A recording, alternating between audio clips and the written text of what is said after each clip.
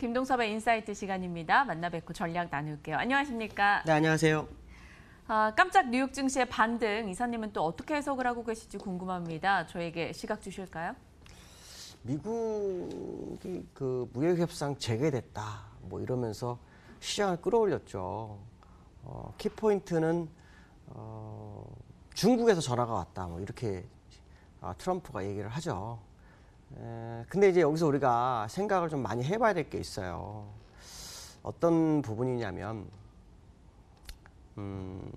여러 번 협상을 진행하다 멈췄단 말이죠. 그러니까 사실 어떻게 보면 지금 상황은 일반적으로 양치기 소년 같은 그런 상황이기 때문에 시장이 정말 될까에 대한 의문점을 굉장히 많이 가질 거고요. 두 번째는 미국이 제시한 지적재산권을 100% 수용해서 중국이 협상을 할 것인지, 이것도 중요하죠. 만약 그게 아니면 뭐 새로운 대안을 들고 나와서 무역 협상을 또 진행하는 과정인지, 이것도 굉장히 중요하겠죠.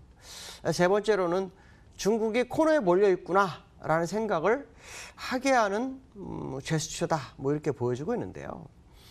근데 저는 사실 원론적인 걸 굉장히 많이 중요하게 생각합니다. 일단 지적재산권이 정말 중국이 감내할 수 있겠냐, 여기에 대해서 사실 궁금증이 굉장히 많고요. 또 예전에 중국은 이런 얘기를 많이 했어요. 미국에서 트럼프가 재선에서 실패할 때까지 시간 끌기, 뭐 이런 게 좀 있었거든요. 그래서 무협상도 굉장히 많이 왔다 갔다 했던 그런 상황이었고, 그 시간을 어마어마하게 소비를 했죠. 이런 부분들을 감안한다면 무협상의 재개가 현실화되기까지는 시장이 반응을 줘도 뭐 추세를 이끌어가는 그런 상황은 아닐 거다라는 생각이 좀 들고 있고요. 또 하나는 일단 무역협상이 좀 됐으면 좋겠습니다. 사실 불가능한 부분이 좀 많지만 됐으면 좋겠다는 생각을 굉장히 많이 합니다. 왜냐하면 중국이나 미국 때문에 그런 게 아니고요. 그들의 경제 때문에 그러는 게 아닙니다. 우리나라가 너무 힘든 상황이죠. 돌파구가 없어요. 자꾸 돌파구가 없어지는 상황이기 때문에 어느 한쪽에도 해결이 돼야, 왜냐하면 전 세계 글로벌의 무역 분쟁의 시작은 미국이 시작했잖아요. 중국과. 그러니까 사실 미국과 중국 문제가 해결이 돼야 다른 것도 해결할 수 있는 실바리가 생길 거다라는 생각이 들기 때문에 좀 해결이 좀 돼야 우리나라 경기도 좀 살아날 수 있는 기회를 맞지 않을까, 뭐 이런 생각을 굉장히 많이 합니다. 하지만 이제 본질에 대한 부분은 계속 봐야 되는데, 지적재산권의 부분이 미국에서 바라는 바로 되는지, 또 시장 투자가들이 원하는 방향으로 갔는지, 이게 또 시장의 방향성이 굉장히 중요할 것 같고요. 그게 아니라 그러면 이번에 실패하게 되면 시장은 믿지 않을 겁니다. 계속 협상 뭐 얘기 나와봐야 절대 믿지 않을 겁니다.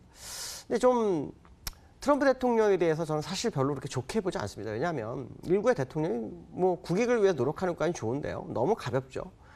사실 일반인이라 그러면 허풍쟁이밖에 되지 않는 사람인데, 그들로 인해서 전 세계가 너무 힘들고다는 것은 인정을 해야 될 거라는 거죠. 대국이면 대국답게 대승적 판단을 좀 내려줬으면 좋겠다.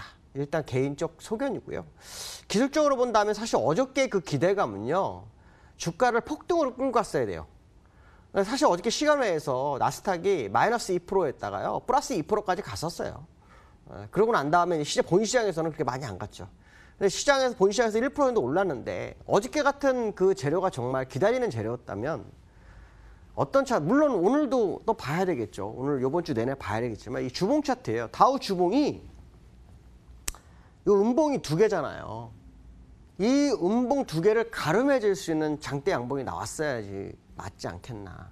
물론 뭐 그런 생각할 수 있습니다. 시장이 준비가 안 되는데 뭐 뉴스가 터졌기 때문에 대응을 못했다, 뭐 이런 표현을 쓸 수도 있죠. 그렇기 때문에 이번 주까지 봐야 되겠지만, 일반적으로 아시겠지만 제가 지난번에 그랬어요. 말씀드렸죠. 여기가 이제 국채에 의해서 빠졌고, 이게 무역 분쟁에서 빠졌고, 이게 국채라면 무역 분쟁에 의해서 국채 문제가 발생했다라고 봐야 되거든요. 이쪽 양쪽 다. 그러니까 벌써 무역 분쟁이 2년이 다 된 거예요.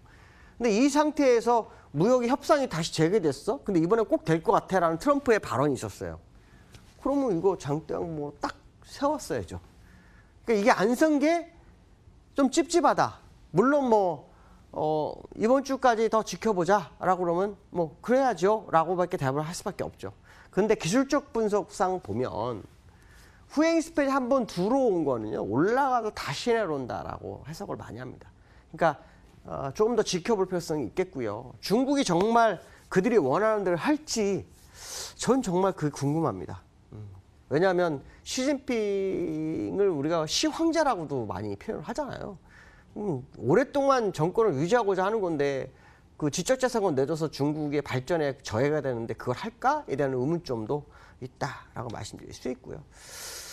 두 번째는 이제 원달러 얘기를 또 한번 할까 합니다. 이 원달러가 대단합니다. 왜냐하면 그 어떤 분이 저에게 전화를 해서 제가 1,200원 고착화 가능성이 있습니다. 뭐 이런 얘기를 했었거든요. 근데 어저께 1,220원이 살짝 돌파가 됐었어요.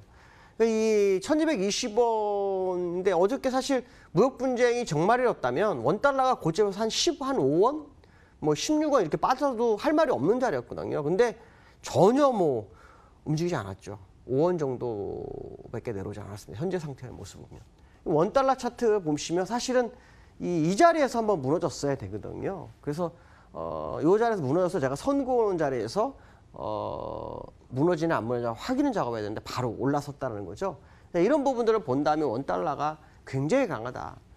사실 여기서 이렇게 횡보를 하는 것은 어떻게 보면은 매도가 상당히 있구나 뭐 이런 생각도 할 수 있지만 이격을 벌려줘서요. 후행스팬이 올라가서 타고 있단 말이에요. 이격을 벌린다가 너 올라갈 곳이 더 많아진다 이렇게 보는 거거든요. 현재까지는 1,250원대까지 열려 있어요. 55원 정도까지요. 그렇기 때문에 사실 지금 이격 벌리고 그렇게 좋게 보이지 않는다는 거죠. 어저께 무역분쟁 협상 이 부분이 사실은 굉장히 중요하거든요. 중국에 대한 무역과의 문제가 우리나라 원달러에 상당한 영향을 미쳤었던 부분이기 때문에 해결의 실마리라 그러면 사실 원달러가 어저께 과하게라도 내려와주는 모습이 좀 있었으면 굉장히 좋았는데 그렇지 못한 모습을 본다면 아직 원달러 갈 길이 남아있을 거다.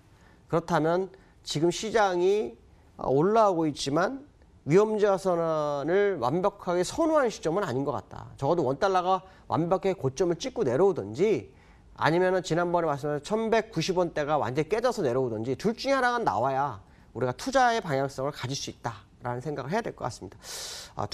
세 번째로는요. 우리나라 시장에서 이달에 외국인들의 매도가 좀 많습니다. 한 2조 3천억 정도 되죠. 물론 그 전에 산 게 있기 때문에 뭐 그걸 따진다 그러면 뭐 상관없겠다 뭐 이런 생각인데 그때는 삼성전자와 SK 하이닉스만 샀어요. 근데 이번에는 전방위 매도가 나온다. 이게 특징입니다. 그래서 이런 부분들을 감안한다 그러면은 외국인들의 방향성 굉장히 중요할 것 같다. 외국인들이 다시 시장으로 진입하지 않는다면 방향성이 굉장히 어려울 것 같다라는 생각을 해봐야 되는데요. 기술적으로는 여전히 여기 깰 듯 말 듯 하고 있는 모습이 나오고 있죠. 그러니까 굉장히 중요한 라인은 맞습니다.